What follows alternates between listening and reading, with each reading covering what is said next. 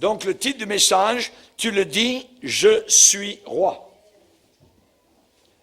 Tu le dis, je suis roi. Jean chapitre 18, et nous allons lire à partir du verset 33. Jean chapitre 18, dans vos Bibles, et au verset 33.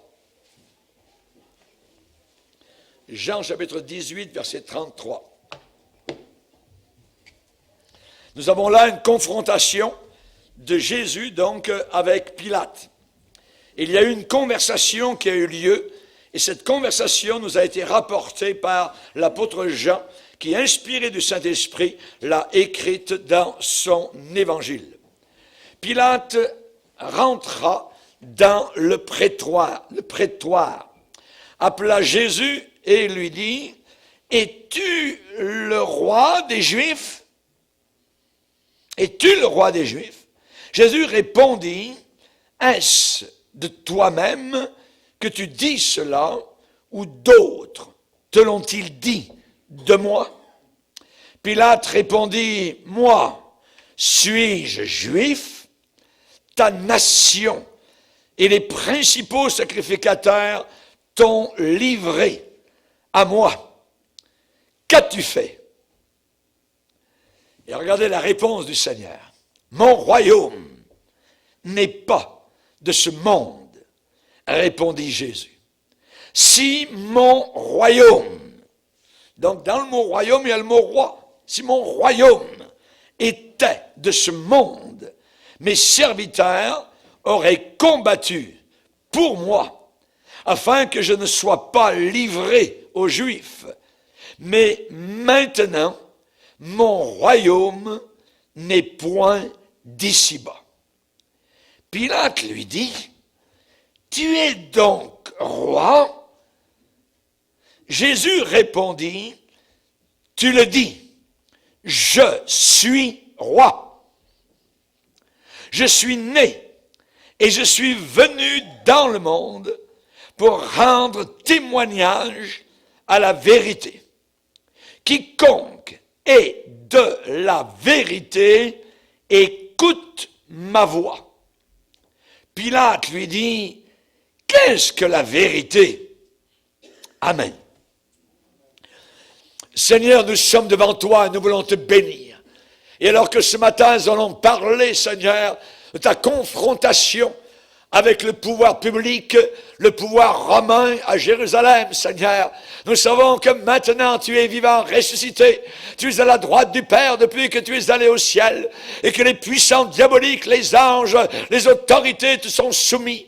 Nous te bénissons, Seigneur, pour la gloire dans laquelle tu te trouves. Et que bientôt nous allons partager avec toi. Veuille bénir abondamment, Seigneur, tous ceux et celles qui nous écoutent, Seigneur. Que ce soit en Amérique du Nord, du Sud, en Europe, en Afrique, au Moyen-Orient, en Asie ou dans les îles, Seigneur, nous te demandons de bénir la puissante parole divine, l'épée de l'esprit, qu'elle scintille, qu'elle tournoie, qu'elle virevolte, qu'elle nous mette à nu, Seigneur, que nous puissions venir à tes pieds pour prosterner, reconnaissant notre péché et que nous puissions être sauvés avec toi pour l'éternité. Nous te bénissons pour les moments précieux que tu vas nous accorder, Seigneur, à l'écoute de ta parole. Aide-nous à l'écouter, non pas comme étant la parole d'un homme, mais comme ce qu'elle est véritablement, la parole du Dieu vivant. Nous te demandons ces choses, Père, dans le nom puissant, dans le nom merveilleux de celui qui est honoré, glorifié, adoré dans la gloire, et de celui qui est haï et blasphémé jusqu'au fond de l'enfer. Nous te bénissons, Seigneur, pour la joie maintenant de faire partie du royaume de la lumière. Alléluia. Merci, Seigneur. Dans le nom de Jésus, amen et amen. Et tout le peuple dit amen. Alléluia. Gloire à Dieu. On peut s'asseoir, frères et sœurs. Alléluia. Gloire au Sauveur. Merci, Seigneur. Merci, Seigneur. Tu le dis. Tu le dis. Tu viens de le dire. Je suis roi. Je suis roi. Alléluia. Jamais Bouddha, ni Mohammed, ni quiconque chef de tête d'une religion n'a déclaré une telle chose. Je suis roi. Tu le dis, je suis roi.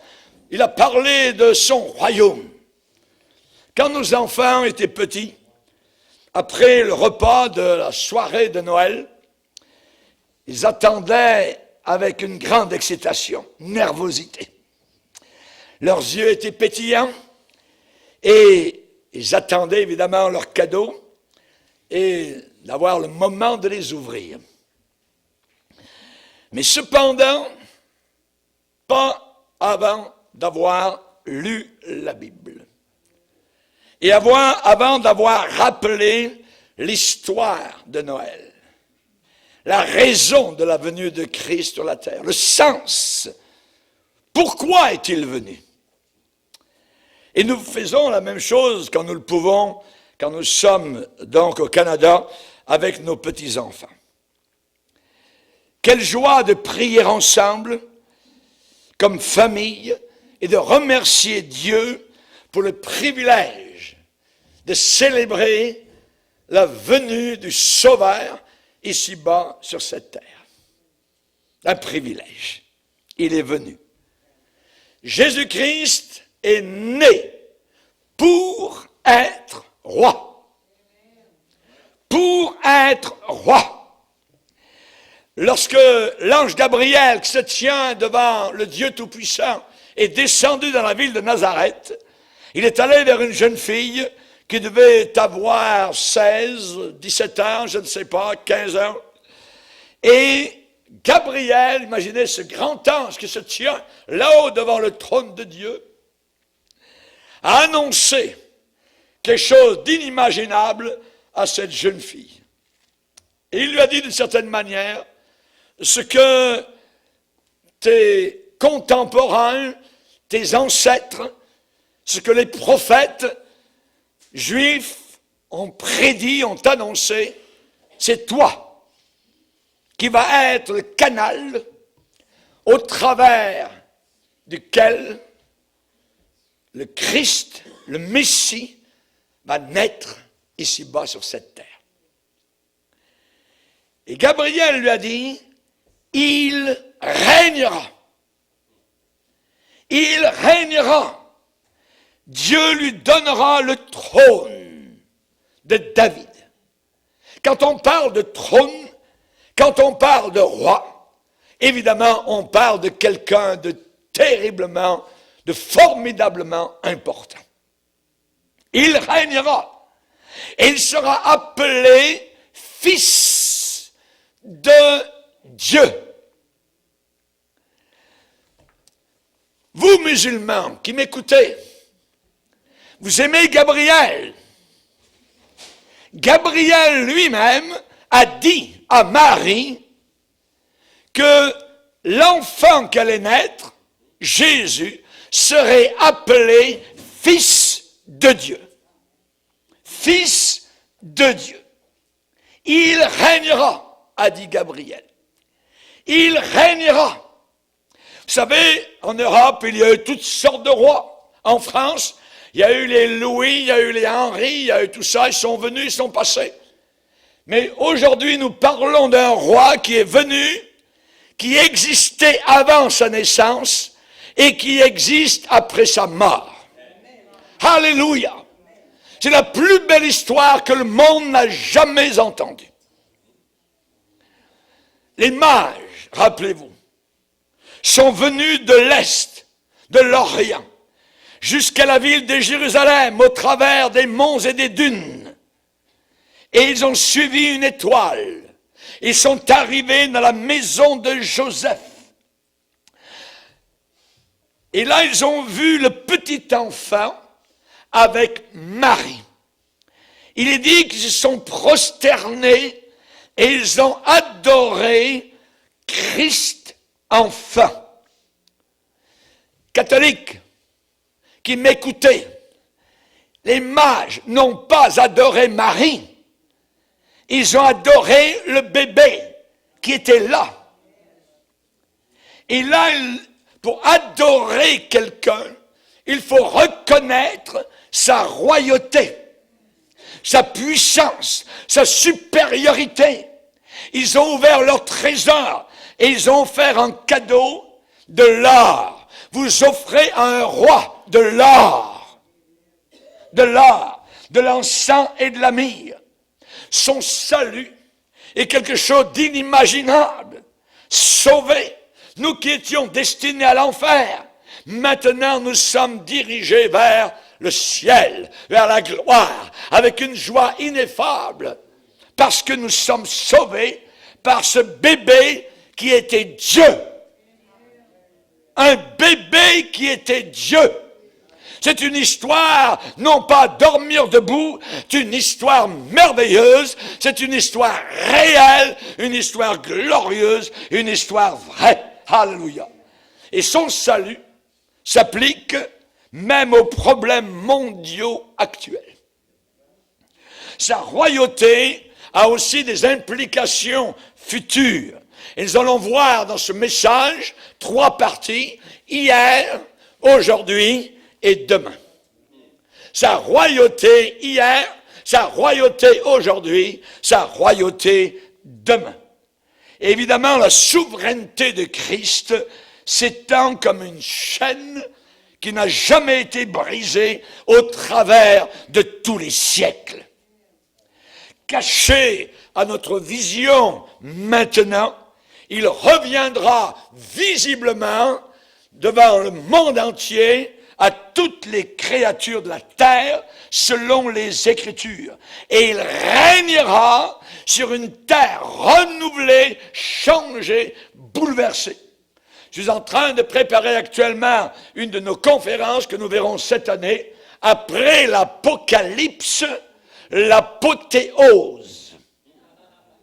Après l'Apocalypse, l'apothéose, sur cette terre sur laquelle nous sommes, qui va passer par des bombardements atomiques, par des millions et des milliards de personnes qui vont mourir dans les jugements qui vont durer pendant 7 ans sur la planète Terre. Après cela, arrivera une période de 1000 ans où il y aura un seul roi sur la planète qui régnera non pas à partir de Paris, de Montréal, de Kinshasa ou de Moscou, mais qui régnera à partir de Jérusalem. Il régnera pendant 1000 ans sur une terre tout à fait renouvelée. Ce sera l'apothéose. Alléluia! Et nous les chrétiens, nous participerons à ce règne de gloire. Nous serons les ministres, les sous-ministres, nous serons les aides de camp de ce roi qui régnera au centre de la terre. Et le centre de la terre, c'est Jérusalem. Jérusalem, la ville de Dieu vivant, la ville bien-aimée. Alléluia. Nous reviendrons régner avec lui, avec un corps de gloire, avec un corps qui ne mourra plus jamais. Alléluia, merci Seigneur, que Dieu soit glorifié avant les temps éternels. Merci Seigneur. Et la Bible déclare qu'à cette époque-là, il y aura un seul roi sur toute la planète Terre, et ce sera le Seigneur. Dans Zacharie, chapitre 7, et au verset 12, il est déclaré, ainsi parle l'Éternel des armées, voici un homme dont le nom est Germe. Dont le nom est Germe. Il germera dans son lieu et bâtira le temple de l'Éternel. Il bâtira le temple de l'Éternel. Il portera les insignes de la majesté. Il s'assiera et dominera sur son trône. Sur son trône, il sera sacrificateur sur son trône. Alléluia! Christ est venu sur la terre, il s'est humilié, il est descendu, et sur la croix, il était en même temps le sacrifice et le sacrificateur. Il était la brebis, l'agneau et en même temps le berger. Il est tout à la fois, et nous avons tout pleinement en Jésus-Christ, notre Sauveur. Alléluia! Je ne m'arrête pas d'entrer dans les profondeurs de cette personne merveilleuse appelée le Germe. Il régnera. Gabriel l'a déclaré. Alléluia. La Bible le dit aux 4 coins. On va lire un peu plus loin dans Zacharie 14, où il est déclaré au verset 9. L'Éternel sera roi de toute la terre. Alléluia. L'Éternel sera roi de toute la terre. Ça veut dire qu'il va régner. Il va régner. Vous savez, les mages de l'ancien temps ont demandé, en arrivant à Jérusalem, où est le roi qui vient de naître? La révélation qu'ils avaient eue était qu'un roi était né en Israël. Et ils ont posé la question, en arrivant de loin, où est le roi qui vient de naître? Et dans ces temps très troublés, difficiles dans lesquels nous sommes, les gens sages, comme les mages de l'époque, posent encore aujourd'hui la même question. Où est celui qui est né pour être roi? Où est-il? Où est-il? Où se trouve-t-il? La Bible déclare à son sujet que Jésus-Christ est le même, hier, aujourd'hui et éternellement. Il était roi hier, il est roi aujourd'hui, et il sera roi demain. La Bible enseigne la royauté du Seigneur Jésus-Christ. Même le brigand cloué à côté de Jésus-Christ a posé la question et a dit à Jésus, « S'il te plaît, Jésus, pourrais-tu te souvenir de moi quand tu entreras dans ton règne? Je crois que tu es roi. » Il a dit le mot règne, le brigand. Souviens-toi de moi quand tu entreras dans ton règne. Qu'a répondu le roi, cloué au milieu des deux brigands? Aujourd'hui, je te le dis, tu seras avec moi dans le paradis. Aujourd'hui même, le brigand était avec Jésus dans le paradis. Et nous maintenant, Église de Dieu, nous chantons, oui Seigneur, tu es digne de régner dans notre cœur. Tu es le roi de gloire, alléluia. Jésus, tu es le maître en moi, alléluia, alléluia, alléluia.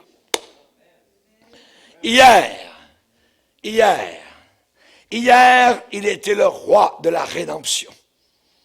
Il n'a pas empêché les foules de crier leur joie lorsqu'il est entré à Jérusalem assis sur le dos d'un petit âne, alors que les gens jetaient leurs vêtements le long du chemin du passage de Jésus et qu'ils cassaient des branches de palmier et ils chantaient et ils criaient « Béni soit le roi!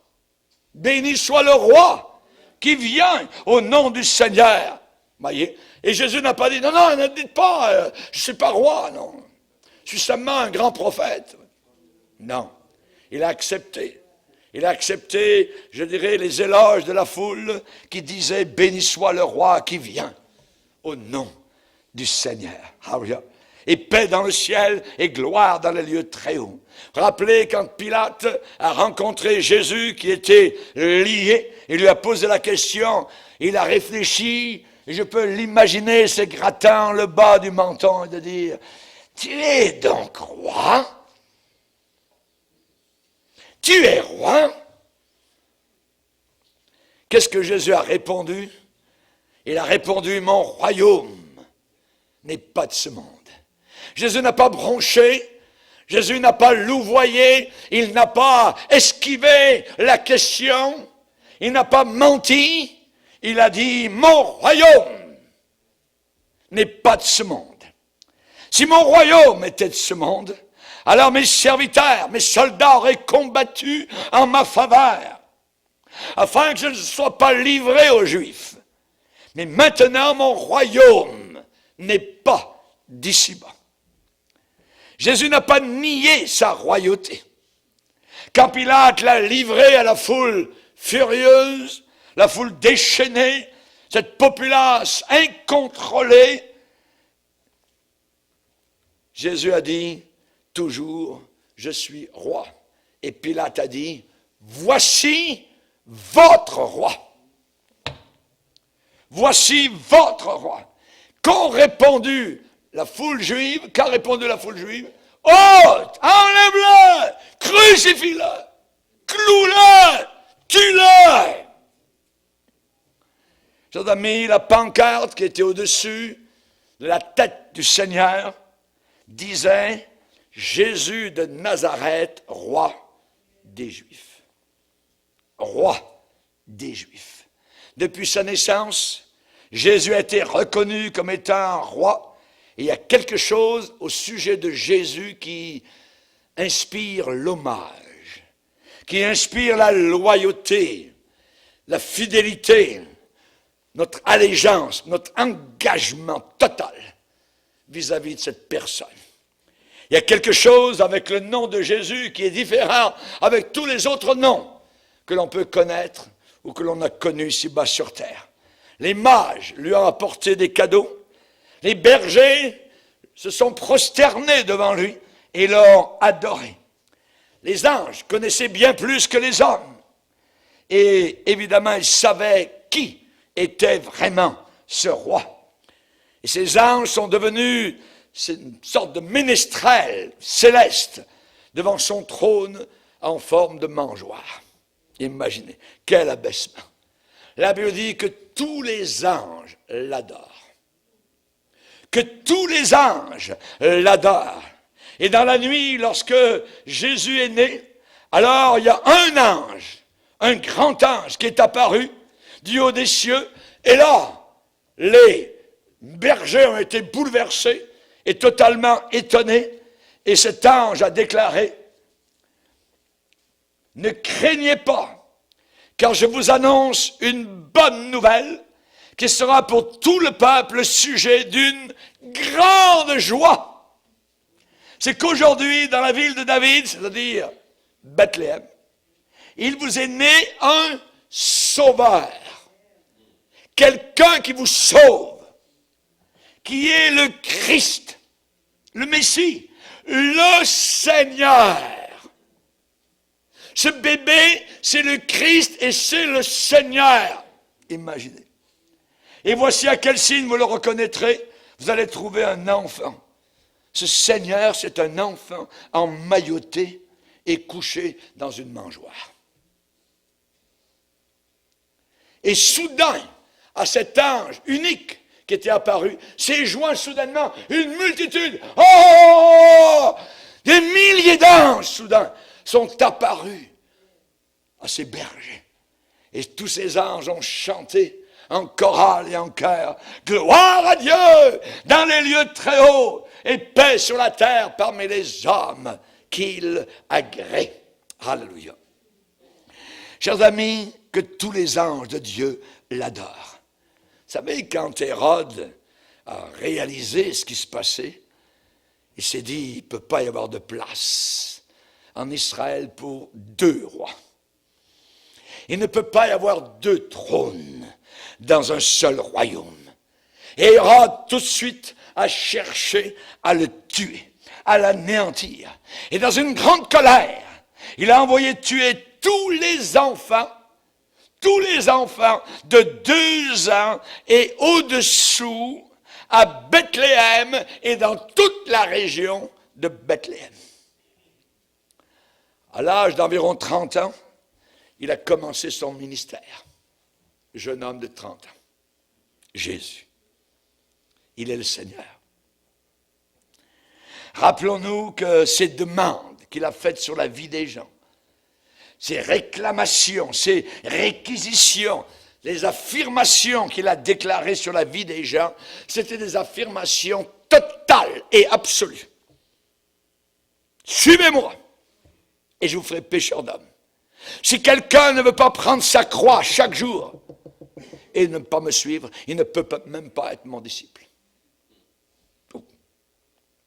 Il a dit, nul ne peut servir 2 patrons à la fois. Ou bien il va aimer un patron et haïr l'autre, mais il ne peut pas servir 2 maîtres à la fois. Les demandes de Jésus étaient des demandes totales et absolues. Sois fidèle jusqu'à la mort et je te donnerai la couronne de vie. Alléluia. Jésus n'acceptait aucune loyauté divisée. Il n'acceptait aucune allégeance partagée, partielle. Nul ne peut servir 2 maîtres à la fois. Ou bien tu me suis, ou bien tu me reçois, ou bien tu ne me sers pas du tout. Il a demandé et il a reçu une adoration totale, un dévouement complet. Ou bien je le reçois ou je le rejette. Je ne peux pas être à moitié. Et chers amis, il y a des hommes et des femmes d'âge mûr qui, à son époque, ont quitté leur maison, imaginez, ont quitté leur famille, ont quitté leur business. Jacques et Jean étaient à la pêche. Suivez-moi. Qu'est-ce qu'ils ont fait? Ils l'ont suivi. Ils l'ont suivi. Quelle attraction! Ils ont laissé leur filet. Et ils ont suivi. Il y en avait un qui était douanier, qui s'appelait Matthieu, un péager à l'époque. Et Jésus passe par cet endroit de douane qui existait à l'époque, et Jésus le regarde droit dans les yeux et lui dit, suis-moi. Il ferme la boîte, la caisse, et toc, il quitte son siège, se lève et suit Jésus. Et nous avons l'évangile de Matthieu. C'est un engagement. Je m'engage. Quand vous voulez suivre le Seigneur, ce n'est pas une histoire du dimanche matin, c'est une histoire de toute votre vie. Un engagement pour se donner à lui en obéissance complète. Beaucoup d'entre eux m'ont même donné leur vie jusqu'à déverser la pleine mesure de leur amour, de leur dévouement, de leur allégeance envers lui. Ils n'ont pas aimé leur vie jusqu'à avoir peur de mourir pour le Seigneur. Des milliers ont été brûlés, des milliers ont été décapités, leur sang a coulé parce qu'ils aimaient Jésus, parce qu'ils voulaient rester fidèles à la parole du Seigneur et à la personne du Seigneur. Ces paroles étaient puissantes, très puissantes. Les gens l'écoutaient, les foules le suivaient. Ils pouvaient passer des après-midi juste à l'écouter, jusqu'à ce que le soleil descende comme un disque rouge dans la mer Méditerranée. Ils ne voulaient pas se lever pour s'en aller. Ils aimaient ses paroles, ils aimaient ce qu'il déclarait, ce qu'il disait. Et la Bible dit que la foule était frappée de son enseignement, sa doctrine, parce qu'il enseignait comme ayant autorité, et non pas comme les scribes, les pharisiens, les hommes religieux de leur époque.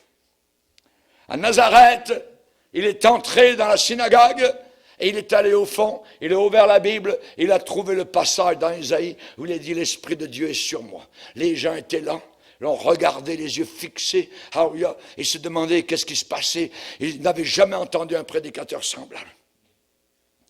Jésus a lu, et il a lu, et il a lu. L'Esprit du Seigneur est sur moi, parce qu'il m'a oint pour annoncer une bonne nouvelle aux pauvres. Il m'a envoyé pour guérir ceux qui ont le cœur brisé, pour proclamer aux captifs la délivrance. Et ensuite, il ferme le livre. Et il est dit qu'il le remit aux serviteurs qui étaient là, et Jésus s'est assis. Et tous ceux qui se trouvaient dans la synagogue avaient les regards fixés sur lui. Et Jésus leur dit, une fois qu'il était assis, il leur dit aujourd'hui, cette parole de l'Écriture que je viens de citer, que je vous ai lue, elle est accomplie. Elle est réalisée. C'est moi. C'est moi, le Messie. C'est moi le Seigneur. C'est moi qui viens pour guérir les cœurs brisés. As-tu le cœur brisé ce matin? Viens à Jésus. Va pas vers un homme, va pas vers un pasteur, va pas vers un curé, va pas vers un pape ou une soupape. Va vers Jésus. Va vers Jésus. Va vers le Seigneur. Engage-toi vers Jésus. Parle-lui, il est vivant. Même ses pires ennemis ont été obligés de reconnaître en disant « Jamais homme n'a parlé comme cet homme ». Ils l'ont reconnu. Les ennemis. Oui. Jésus était bien plus qu'un poète, qu'un prophète, qu'un charpentier, qu'un homme d'État, qu'un médecin. Il était Dieu, le seul, l'unique, venu en chair ici-bas sur la planète Terre. On ne peut pas comprendre Jésus-Christ avant de comprendre qu'il était roi. Es-tu roi? Pilate qui demande. Et Jésus ne bronche pas et répond du tac au tac. Tu le dis, je suis roi. Je suis roi. L'Ancien Testament ne promettait pas seulement la venue d'un libérateur, de quelqu'un qui allait porter les péchés, mais l'Ancien Testament annonçait la venue d'un roi. La venue d'un roi. Les gens pieux en Israël avaient attendu longtemps Il y avait une vieille dame qui était à Jérusalem dans le temple, elle avait 84 ans, et elle passait son temps à prier et à jeûner. Et elle parlait de Jésus à tous ceux qui attendaient le Messie. Alléluia. Il y en avait à Jérusalem, il y en avait en Israël, les gens pieux. Et je veux croire que vous faites partie aujourd'hui de ces gens pieux qui attendent Jésus-Christ parce qu'il va revenir soudainement et enlever son Église. Comme un voleur, en un instant, en un clin d'œil, nous partirons de la planète Terre. Il n'y a aucune porte d'issue ici-bas sur la Terre. Vous pouvez aller aux quatre coins de la planète, aux quatre coins cardinaux. Il n'y a aucune issue. Maintenant, c'est fermé, ça vient bolter. C'est complètement fini, achevé à cause, évidemment, du péché qui pèse sur la planète Terre. Et il n'y a qu'une seule sortie, et c'est une porte ouverte dans le ciel, au-dessus de vos têtes. Alléluia. Et il va venir d'en haut. Les anges, quand Jésus est parti de la planète Terre, il est monté littéralement de la planète Terre sous les yeux de ses disciples. Et ensuite, il a disparu dans les nuées. Et les disciples étaient là et regardaient. Et ils ne le voyaient plus parce que les nuages l'avaient caché. Et soudain, pouf, des anges arrivent et disent à ses disciples, ce même Jésus que vous avez vu monter au ciel reviendra de la même manière, reviendra de la même façon. Donc c'est au-dessus de notre tête qu'il s'en vient, frères et sœurs. Alléluia. Soudainement, il y avait des gens qui attendaient, il y avait Anne, il y avait Siméon qui attendaient. Il a dit que le Saint-Esprit était sur lui. Il avait été averti par le Saint-Esprit et il avait été poussé par le Saint-Esprit. Le Saint-Esprit fait ces choses-là. Quand il est sur nous, quand il est en nous, quand il nous enveloppe au-dessus, en dessous, à droite, à gauche, alors il nous avertit. Noé a été averti d'une catastrophe mondiale qui s'en venait sur la planète Terre. Et il a agi. Et le Saint-Esprit a poussé Siméon à venir au temple cette journée-là. Quand vous venez au temple, à la réunion, il faut que le Saint-Esprit vous pousse et que vous disiez, je suis dans la joie quand on me dit, allons à la maison du Seigneur. Il est venu, Siméon, poussé par le Saint-Esprit. Il avait dit qu'il attendait, espérer a une connotation avec attendre. Et dans le vieux français que nous retrouvons chez les Acadiens, nous avons travaillé dans la province du Nouveau-Brunswick il y a quelques années avec mon épouse. Pendant 5 ans, nous étions avec eux. Et lorsqu'ils disent qu'ils attendent quelqu'un, en réalité, ils disent « je t'espère, je t'espère ». Voyez? Je t'espère à 5 heures. Voyez? Bon, ça veut dire « je t'attends pour 5 heures ». Voyez? Mais le mot « espérer » est un vieux mot français qu'ils disent et qui a une connotation donc d'attendre et d'espérer. Et c'est la même chose pour nous aujourd'hui. Nous attendons le Seigneur. Amen. Nous l'espérons. Amen. Gloire au Seigneur. Il peut venir cette semaine. Je ne le sais pas, mais il va venir parce qu'il est fidèle à ses promesses. Mais il a dit, je ne vous dis pas quand je viendrai parce que je vais venir comme un voleur. Comme un voleur. Chers amis, on sait particulièrement que dans le Nouveau Testament, tout l'évangile de Matthieu nous parle de la royauté de Jésus-Christ. Quand les gens lisent la Bible, ils passent souvent par-dessus un chapitre de la Bible. Matthieu, premier chapitre. Pourquoi? Parce que c'est une généalogie. Ce chapitre a tellement de mots qui reviennent comme engendrer, engendrer, engendrer. Il est dit dans ce chapitre, Ézéchias engendra Amon, Amon engendra Manassé, Josias engendra Jéconias, tout ça engendra. Bon, on va passer, on va aller plus loin. Voyez? Alors, mais en réalité, ce chapitre est important. Pourquoi? Matthieu, qui va déclarer la royauté de Jésus, nous a laissé un chapitre de généalogie directement à l'entrée de son évangile. Pourquoi? Eh bien, je vais vous le dire. Parce que ce chapitre, eh bien, nous parle de la royauté de Jésus-Christ. Matthieu nous montre que Jésus est roi de façon légale. De façon légale. Matthieu nous donne cette généalogie pour nous prouver la descendance royale de Jésus-Christ. Alléluia. Ce chapitre qui semble à prime abord très peu intéressant est nécessaire directement au début, parce que Matthieu va démontrer la royauté de Jésus. Il est roi. Et tout véritable roi a un annonceur, un présentateur, on appelle un héros, H, accent aigu, R-A-U-T. Voyez. La nuit où Jésus est né, rien pour Mohamed. Quand il est né, rien. Mais quand Jésus est né, mes amis, les anges, je viens de vous le dire, ont fait cette annonce merveilleuse. Ce sont eux qui ont été les messagers, qui ont été les annonceurs, les présentateurs. Nous vous annonçons. Donc c'est des annonceurs. Avant même la télévision, la radio, les anges le savaient. Ils ont annoncé la venue du roi. Alléluia. Gloire au Seigneur. Plus tard, Jean-Baptiste a été un annonceur, un précurseur, un prédicateur. Il a dit, le royaume des cieux est proche. Moi, je vous baptise dans l'eau, mais celui qui vient après moi, il existait avant moi, et je ne suis même pas digne de délier la courroie de ses chaussures. Alléluia. Chers amis, quand le roi, qui a été rejeté, évidemment, sur cette terre, va revenir établir son royaume, il sera précédé par beaucoup d'annonceurs. Beaucoup d'annonceurs, voyez, de présentateurs qui vont déclarer sa venue ici-bas. Il va y avoir, durant la grande tribulation, 144 000 évangélistes juifs enflammés comme des brandons, qui par toute la terre vont annoncer pendant le royaume de l'Antichrist que Jésus-Christ revient et qu'il est le roi et qu'il est le sauveur. 144 000, imaginez. Il va y avoir même à une époque, durant la grande tribulation, un ange du ciel qui va annoncer aux habitants de la terre que Jésus est le sauveur. Saviez-vous? Dans Apocalypse 14, versets 6 et 7.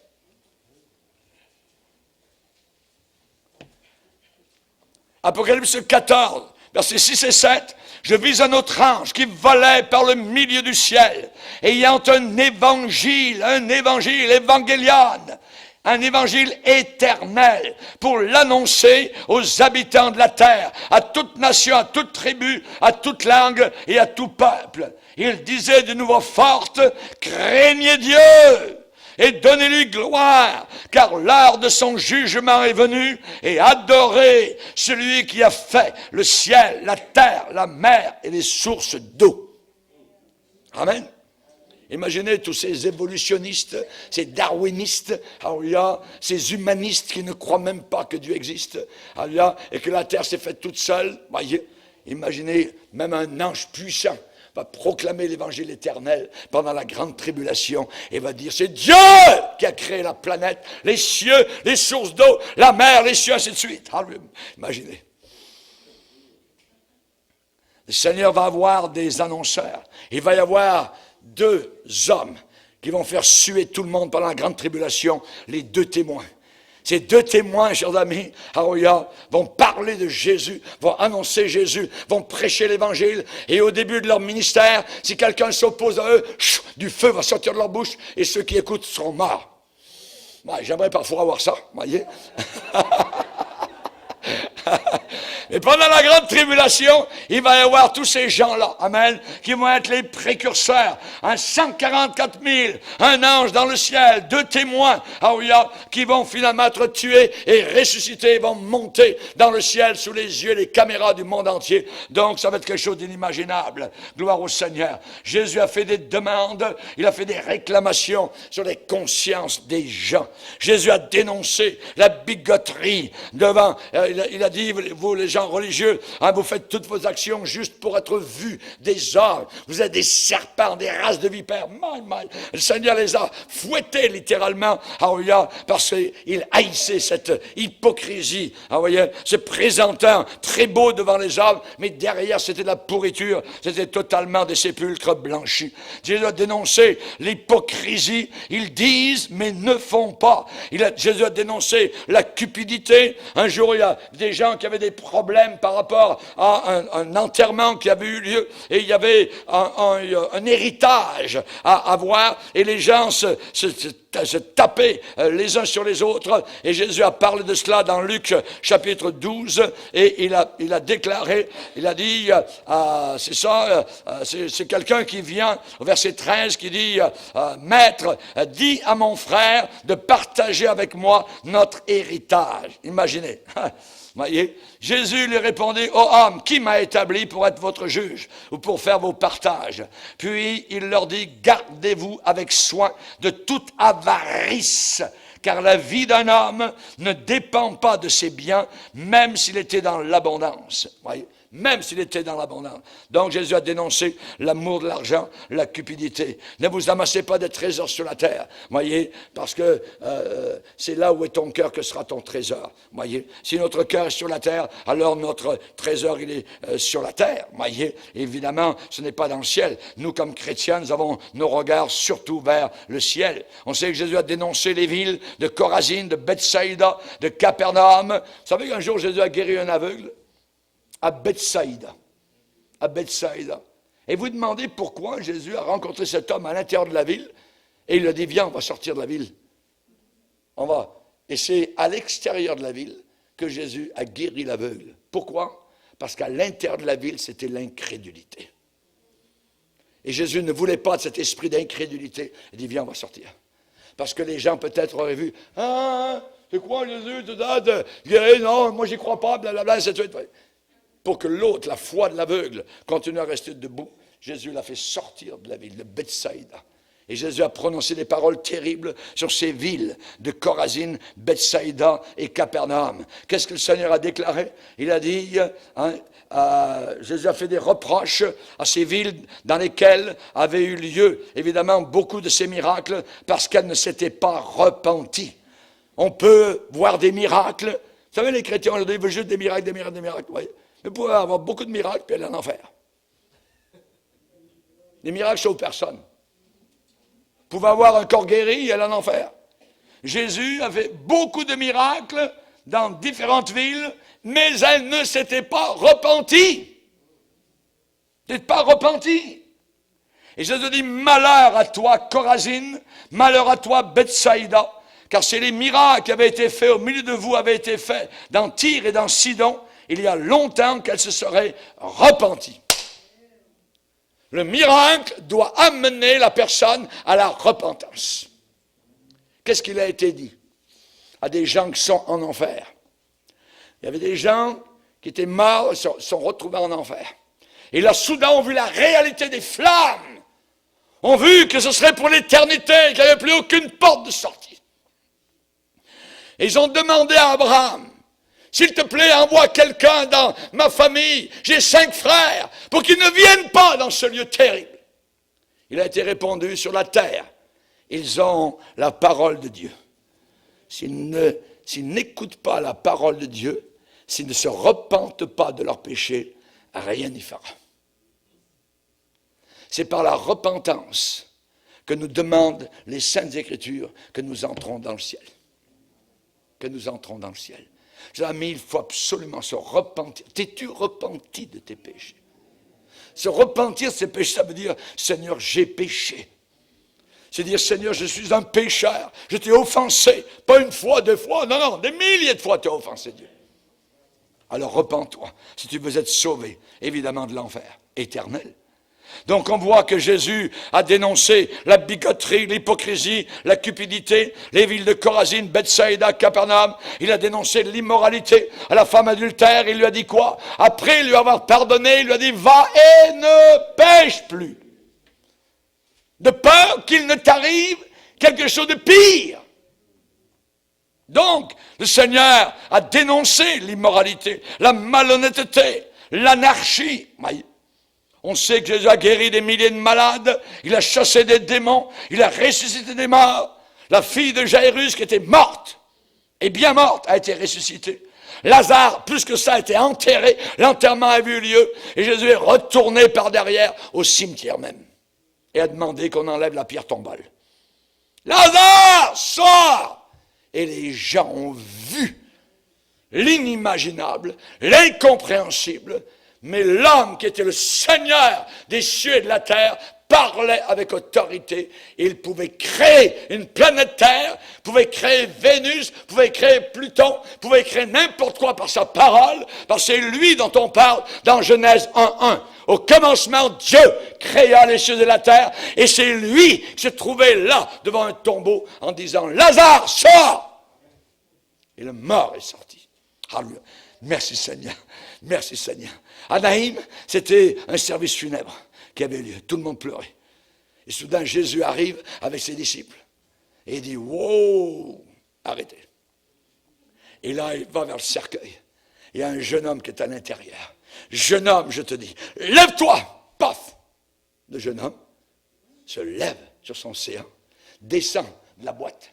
Et les gens n'en reviennent pas. Qu'est-ce qui se passe? On ne va plus au cimetière. On s'en va, on retourne au village, c'est la joie, c'est la fête. Je pense que toute la nuit, ils n'ont pas dormi. Ah oui, pourquoi? Parce que le Sauveur venait de passer. Merci Jésus. Merci Seigneur. Amen.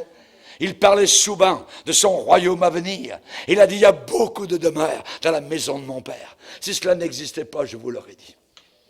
Je vous l'aurais dit. Il y a beaucoup de demeures. Il a recruté des disciples. Ah oui, des gens qui l'ont suivi. Il a dit, si quelqu'un veut me suivre, qu'il renonce à lui-même, qu'il se charge de son instrument de mort chaque jour et qu'il me suive. La conduite de Jésus était royale. Il n'a jamais commis une seule bévue. Il n'a jamais dit une seule mauvaise parole. Il n'a jamais commis, je dirais, un seul, faux pas. Absolument pas. Sa conduite était royale. Royale. Parfaite. Qui de vous me convaincra de péché? Ah oui. Qui de vous me convaincra de péché? L'apôtre Pierre, qui lui a péché, tombé à renier Jésus, rappelez-vous, a écrit plus tard, après sa restauration, et il a dit, Jésus, lui, qui n'a pas commis de péché, et dans la bouche duquel il ne s'est pas trouvé aucune fraude.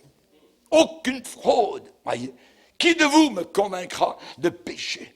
Ces principes d'éthique étaient royaux. Son code de déontologie était digne d'un roi juste. Et il a pu dire à sa génération, avant qu'Abraham fût, je suis. Je suis. J'existe depuis longtemps. Voyez. Évidemment, il existait depuis longtemps, il n'avait jamais eu aucun commencement. Il n'a jamais été créé. Et témoin de Jéhovah, écoutez-moi, Jésus a été créé? Jamais. Il a été engendré. Il est le créateur. Depuis le début, depuis le commencement, ceux qui avaient les ficelles du pouvoir, ceux qui avaient les ficelles dans la vie politique, dans la vie religieuse, dans la vie sociale d'Israël, ils avaient des soupçons. Ils se méfiaient de lui. Oh, attention, ce Jésus, voyez. Pourquoi? Parce que ses enseignements d'éthique étaient si élevés que même à l'âge de 12 ans, devant les hommes à barbe blanche, il les faisait s'interroger. Il leur posait des questions, il répondait à leurs questions, et il avait l'autorité même à l'âge de 12 ans. Alléluia. Merci Seigneur. Son caractère moral était irréprochable. Il n'a jamais couché avec une femme de mauvaise vie, ni avec aucune. Il n'a jamais couché avec aucun homme, n'a jamais été homosexuel. Satan essaie de l'attaquer. Dans les films de l'italien, où on voit Jésus comme un homosexuel. Jamais de la vie.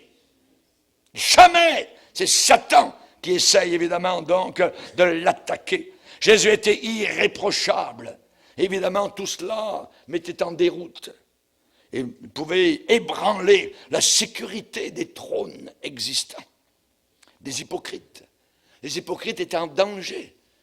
Parce qu'ils avaient en face d'eux quelqu'un de parfait. Et qui avait l'autorité. Mes amis, sa lignée était royale. Hérode craignait Jésus-Christ. Et Satan même est venu vers lui, s'est faufilé comme un serpent. Si vraiment tu es roi, si tu es fils de Dieu, si tu es Dieu le Fils, alors fais que ces pierres deviennent du pain.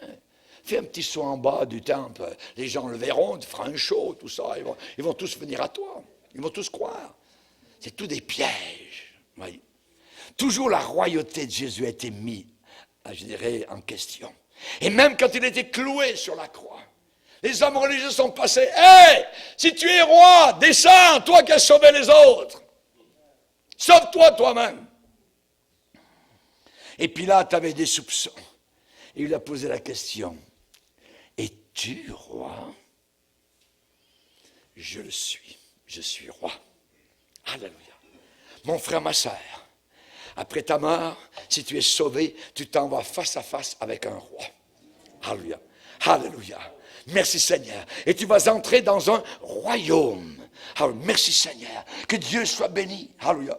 Les soldats à la croix sont moqués, lui ont donné du vinaigre. Si tu es le roi des Juifs, si tu es le roi des Juifs, sauve-toi toi-même. Mais Jésus n'était pas venu pour établir un royaume terrestre. Mais il était venu pour être le roi du salut, premièrement. Le roi de la rédemption. Amen. Et son royaume allait être premièrement spirituel.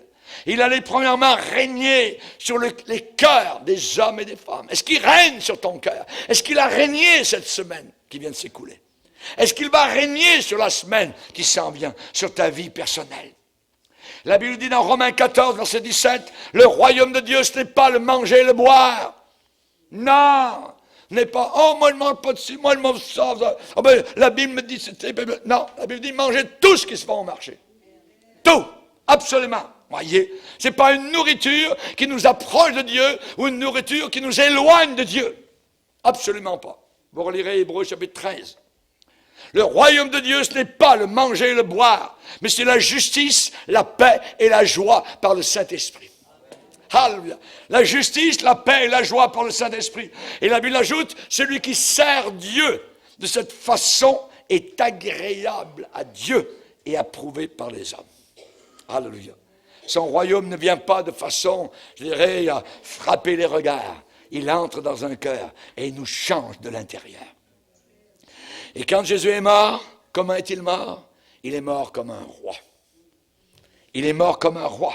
Par la vertu de son office royal, de son rang royal, il était vraiment dans le ciel le seul, l'unique, qui était qualifié pour nous racheter, pour nous sauver. Personne d'autre. Qui est digne? Qui est digne? Est-ce qu'Abraham pouvait nous sauver? Mais non, il était un menteur. Un jour, il a menti. Est-ce que David, qui était un homme appelé selon le cœur de Dieu, pouvait-il nous sauver? Mais non, il a commis adultère un jour. Il ne peut pas nous sauver. Tous les hommes sur la terre ont péché. Tu as péché, j'ai péché, nous avons péché, vous avez péché. On peut le conjuguer à toutes les sauces. Amen.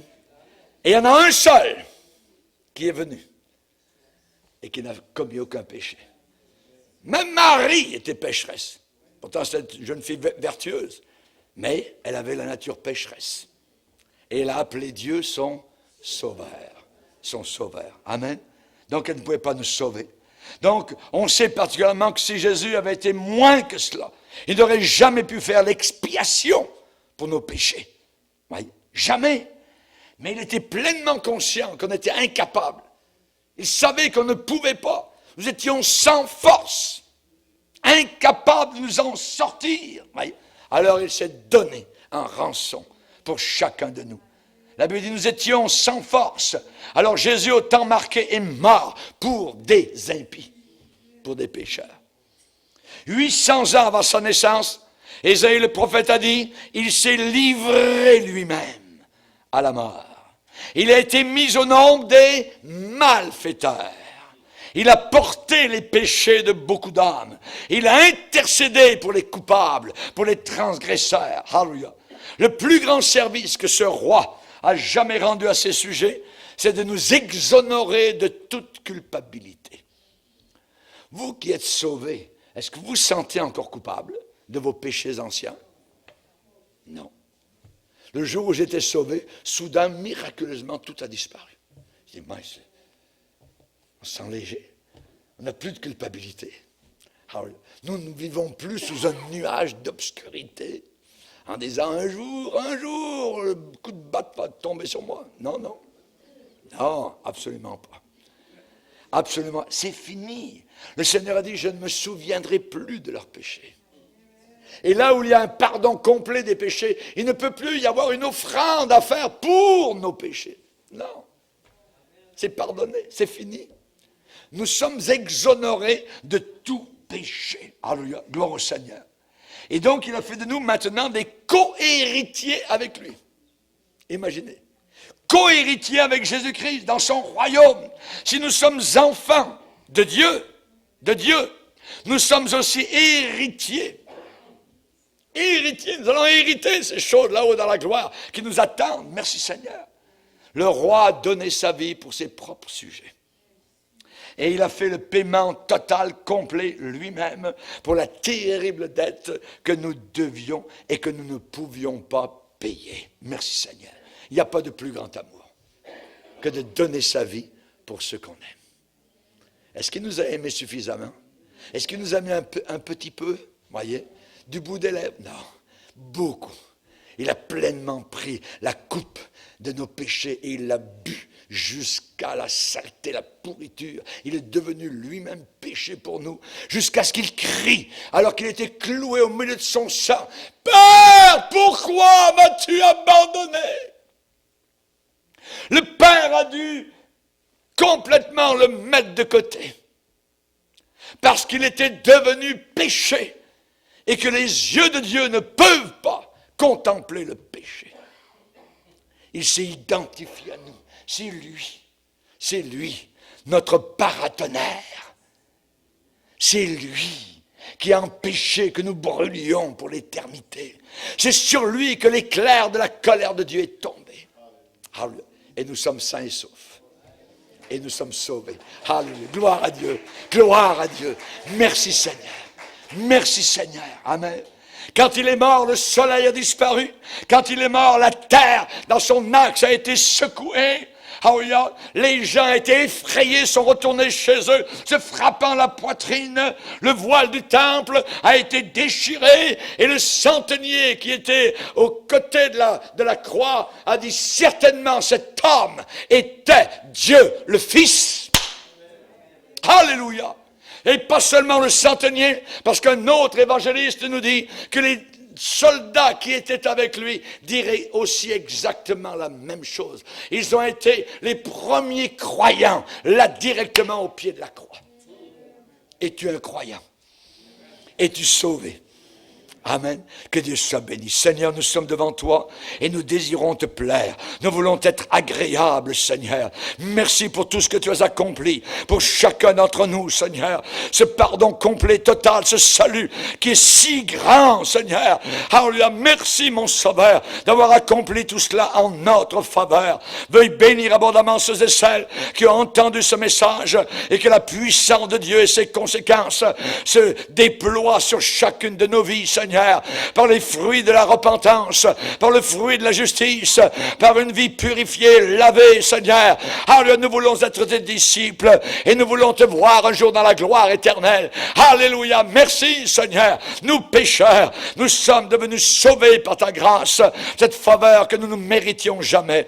Dans le nom de ton Fils Jésus et pour ta seule gloire. Amen. Et tout le peuple dit